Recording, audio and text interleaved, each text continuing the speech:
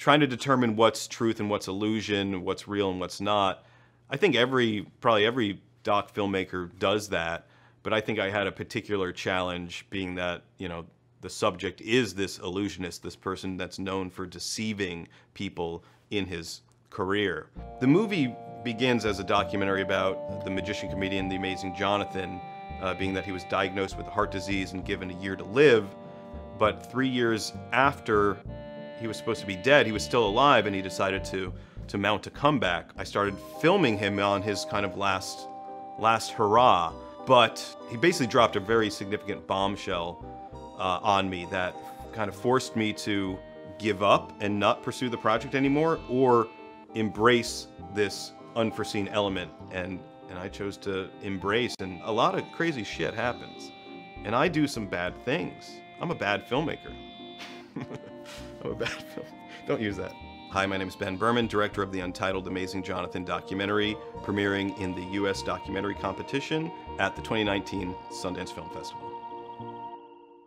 My relationship with Johnathan, it's always been a good one, a weird one. We have fallen into like a older brother, kid brother relationship, but he's 60 years old and I'm 36. There's like a gap there, but we're equals, but he also likes to prod and pick and make fun. I think this documentary is almost like a magic trick in itself, where things aren't always what they appear, and then what that might appear like isn't always what it appears, and then what that appears like isn't even what is the reality. So there's a lot to kind of grab onto here. We do go down some pretty deep rabbit holes at times, trying to get to, you know, the truth. And we kind of take some weird wrong turns as we do that. All of my mistakes that I made making this movie, we own all of it. I don't know if we get to go back and say, oh, that was actually wrong.